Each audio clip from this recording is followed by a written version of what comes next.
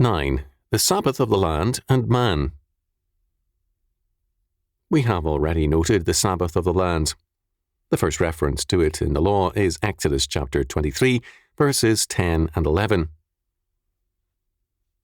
And 6 years thou shalt sow thy land, and shalt gather in the fruits thereof.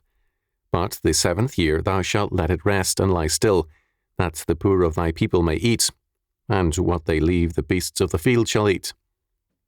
In like manner thou shalt deal with thy vineyard, and with thy olive yard.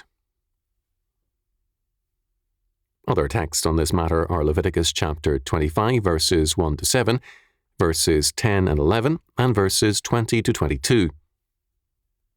From these, it is apparent that pruning is included in the ban, and harvesting as well. Planting is also forbidden. According to Maimonides, watering an irrigated field or orchard during a sabbatical year was permitted. The purpose of the Sabbath is restoration and rest, not death, and hence irrigation was to be continued. The land could not be leased or rented for use by unbelievers, since this would be an evasion of the law. Works of necessity such as milking, grazing cattle, and the like are permitted. Exodus chapter 23 verses 4 and 5, Deuteronomy chapter 22 verse 4, Matthew chapter 12 verse 11, Luke chapter 13 verse 15. The rabbis permitted a man to clear stones and other obstructions from a neighbour's field as an act of charity. It was not permitted to be an exchange of services. That is, the man who helped a needy neighbour improve his field could not expect help in return, nor could the man thus helped work in his own field. The charity had to be charity, and no work to advance one's own assets was permitted. The works of necessity could include digging a needed cistern, according to Maimonides. Produce could be picked for family use, but not for harvesting and sale. The poor could enter the field with permission for immediate consumption, not to harvest the crop. Thus, certain things are clear with respect to the Sabbath year. First, the land must rest. As has been noted, following the land restores its fertility. Second, debts are to be cancelled on the 7th year.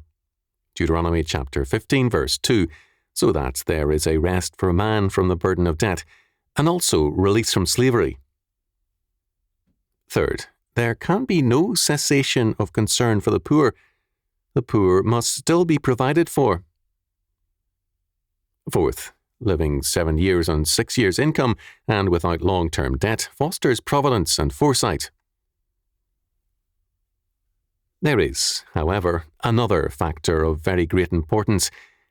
The Sabbath requires rest. The word Sabbath means cessation or intermission. We can understand the meaning of the Sabbath rest by glancing at a Hebrew word for rest, manoach, as in Ruth chapter 3 verse 1, when Naomi says to Ruth, "My daughter, shall I not seek rest for thee, that it may be well with thee?" Marriage, then and now, has not meant no work, but Naomi spoke of marriage as a rest. The meaning is that, in a godly marriage, she would be, however active, under the protection of a man of God, in this case Boaz. The heart of the Sabbath rest is to rest from our cares and concerns under the protection of the triune God.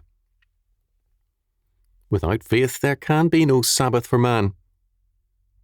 It requires taking hands off our lives and committing them to Almighty God, who hath said, "I will never leave thee nor forsake thee," so that we may boldly say, "The Lord is my helper, and I will not fear what man shall do unto me." Hebrews chapter 13 verses 5 and 6. A true rest is thus a break with the processes of a working world. This is why it requires the cessation of work and of debt. At the same time, there is no cessation of responsibility, since the care for the poor continues. The Sabbath year requires responsibility because it rests on our ability to be provident the other 6 years But it does not permit us to play God, because we are required to trust in Him and to rest in Him.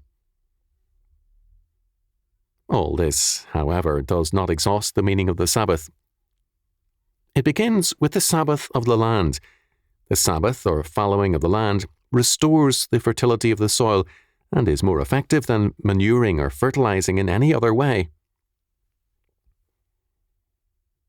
The weekly Sabbath has a like restorative function. To rest or to nap during the weekly Sabbath has a revitalizing function.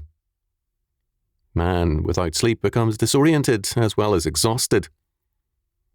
Sleeplessness is a painful condition, and those suffering from it pay a continuing and accumulating price.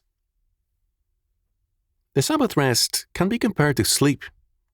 It has a necessary restorational function in our lives. Such an emphasis goes against the grain with many churchmen. They want a spiritual conception of the Sabbath. Man, however, is a unity.